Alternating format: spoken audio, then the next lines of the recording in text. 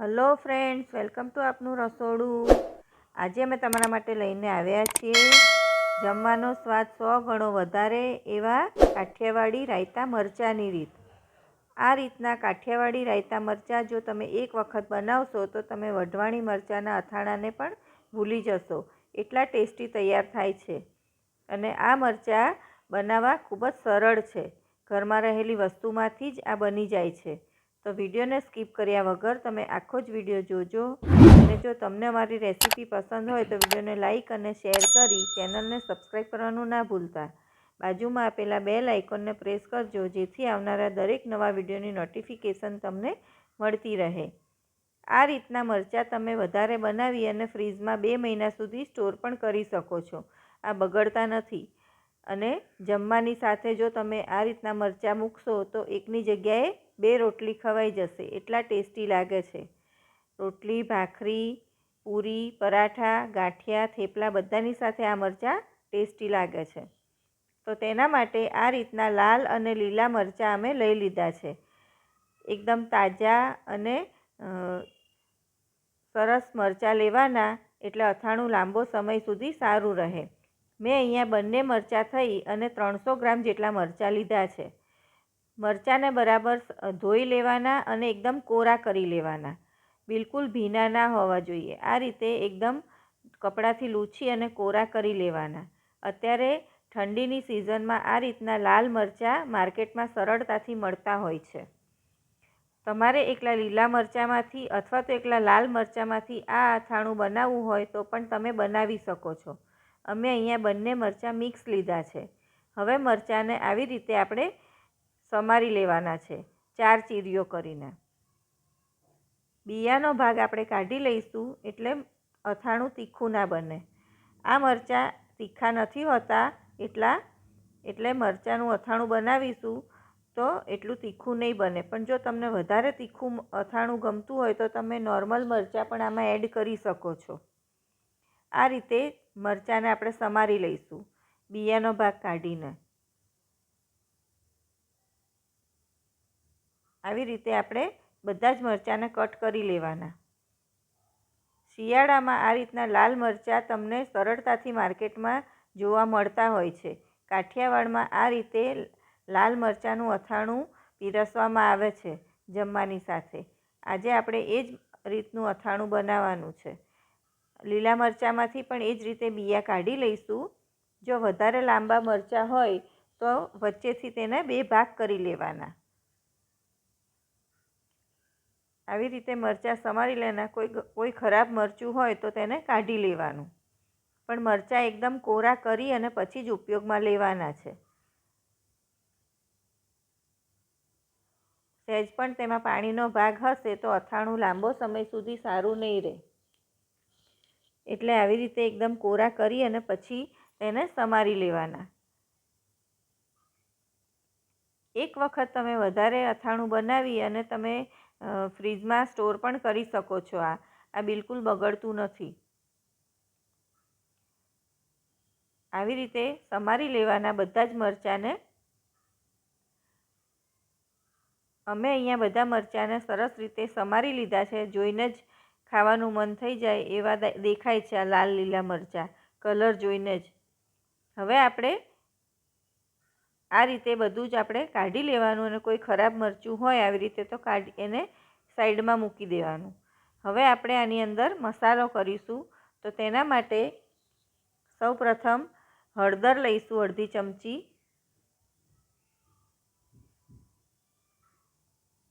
હળદર આની અંદર પ્રિઝર્વેટિવનું કામ કરે છે, હળદર અને મીઠું। હવે 1 ચમચી મીઠું, ફરીથી 1 ચમચી મીઠું લઈશું, એટલે ટોટલ 2 ચમચી મીઠું લઈશું અને અડધી ચમચી હળદર લઈશું, અને મરચાંને મિક્સ કરી દઈશું સરસ રીતે। મીઠું અને હળદર આની અંદર થોડું આગળ પડતું રાખવાનું, એટલે મરચાંનું અથાણું લાંબો સમય સુધી સારું રહે। આ રીતે મિક્સ કરી દેવાનું અને તેને 1 કલાક અથવા તો 2 કલાક ઢાંકી અને રહેવા દેવાના। જો તમારી પાસે સમય હોય તો તમે આને 2 કલાક પણ રાખી શકો છો. અને જો તમારી પાસે સમય ના હોય તો તમે અડધોથી 1 કલાક આને ઢાંકી અને રાખી શકો છો.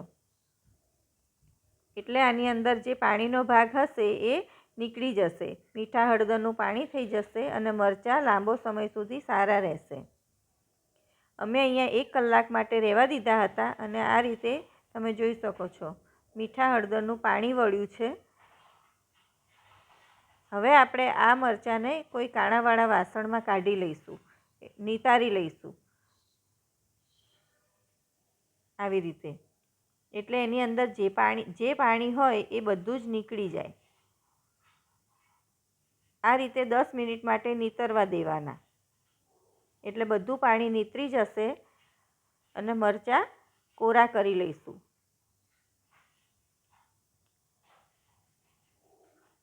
હવે આ મરચાંને આપણે કિચન ટોવેલ ઉપર અથવા તો ટીશ્યુ પેપર ઉપર પાથરી દેવાના છૂટા છૂટા. મેં અહીંયા ટીશ્યુ લીધા છે કેમ કે જો કાપડ ઉપર આપણે પાથરીશું તો એની ઉપર હળદરના ડાઘા પડી જાય છે. એટલે આ રીતે પેપર ઉપર તમે પાથરી શકો છો. એક એક મરચું છૂટું કરી અને પાથરી દેવાનું એટલે સરસ કોરા થઈ જાય. આને પંખા નીચે નથી રાખવાના. અને મરચાંને અડધોથી 1 કલાક માટે આ રીતે કોરા થવા દેવાના.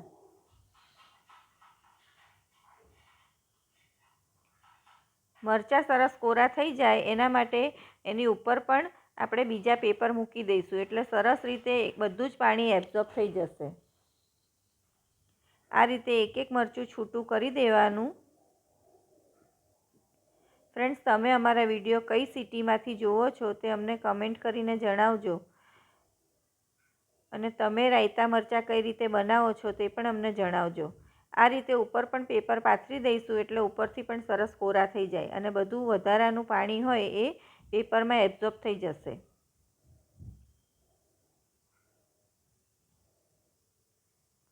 આને આવી જ રીતે આપણે 1 કલાક માટે રહેવા દઈશું.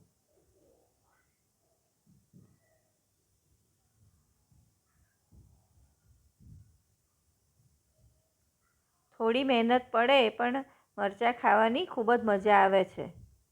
બહારથી જે આપણે અથાણું લાવીએ છીએ એ એટલું બધું ટેસ્ટી નથી હોતું, પણ ઘરનું બનાવેલું હોય તો ખાવાની વધારે મજા આવે. હવે અહીંયા 1 થી 1.5 ચમચી રાઈના કુરિયા લીધા છે. જે રાઈની દાળ આવે છે એ અડધી ચમચી કરતાં પણ થોડા ઓછા મેથીના કુરિયા અને એટલા જ અડધી ચમચી કરતાં થોડા ઓછા ધાણાના કુરિયા લીધા છે. આ દરેક વસ્તુ તમને કરિયાણાની દુકાને સરળતાથી મળી જશે. અને 1 ચમચી જેટલી વરિયાળી લીધી છે. તમે અહીંયા મોટી અથવા તો ઝીણી કોઈ પણ વરિયાળી લઈ શકો છો. આ બધી જ વસ્તુને આપણે મિક્સરના જારમાં અધકચરી ક્રશ કરી લેવાની છે. આ બધી વસ્તુને મેં પહેલાં થોડી શેકી લીધી હતી ધીમા ગેસે, પછી ઠંડી કરી લીધી અને આ રીતે મિક્સરમાં ક્રશ કરી લીધી છે. આ રીતની દરદરી ક્રશ કરવાની છે દરેક વસ્તુ. મરચાં પણ અહીંયા સરસ કોરા થઈ ગયા છે 1 કલાકમાં. તમે જોઈ શકો છો એકદમ કોરા મરચાં થઈ ગયા છે. તો હવે આપણે મસાલો કરી દઈશું. તો તેના માટે મેં અહીંયા 4 ચમચી જેટલું તેલ ગરમ કરવા મૂકી દીધું છે. અમે અહીંયા સિંગ તેલ લીધું છે. અને જે મસાલો તૈયાર કરીને રાખ્યો હતો એ પહેલાં વાસણમાં પાથરી દઈશું. તેની અંદર આપણે ચપટી હિંગ મૂકીશું વચ્ચે અને ચપટી હળદર મૂકીશું. હવે તેલ પણ સરસ ગરમ થઈ ગયું છે તો એની અંદર સહેજ અમથા કુરિયા નાખી અને ચેક કરી લેવાનું. આ રીતનું તેલ ગરમ હોય એટલે તેમાં આપણે તેલ એડ કરી દઈશું અને ઢાંકી દઈશું.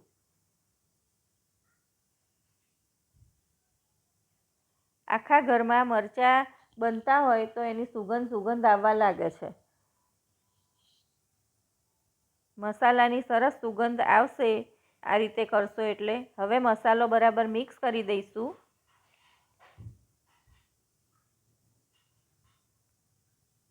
એની અંદર થોડું મીઠું નાખીશું, અડધી ચમચી. પહેલાં પણ આપણે મરચાંમાં મીઠું એડ કર્યું હતું, એટલે મીઠું એ પ્રમાણે લેવાનું. એક મોટા લીંબુનો રસ ઉમેરીશું. જો નાના લીંબુ હોય તો 1.5 લીંબુનો રસ લેવાનો. બધું બરાબર એકવાર મિક્સ કરી અને તેની અંદર કોરા થયેલા મરચાં એડ કરી દેવાના. આ આપણા એકદમ સરળતાથી રાયતા મરચાં તૈયાર થઈ ગયા ફ્રેન્ડ્સ. એકવાર જો તમે આ રીતે રાયતા મરચાં બનાવશો તો વારંવાર તમે આ જ રીતે રાયતા મરચાં બનાવશો. તમે આની અંદર ગાજર પણ એડ કરી શકો છો. ગાજર અને મરચાંનું અથાણું પણ સરસ લાગે છે. આ રીતે મિક્સ કરી અને આને એક રાત માટે ઢાંકી અને રહેવા દેવાનું. વચ્ચે વચ્ચે હલાવતું રહેવાનું. પછી તમે બોટલમાં ભરી અને આને ફ્રીઝમાં રાખી શકો છો. આ બગડતું નથી 2 થી 2.5 મહિના સુધી.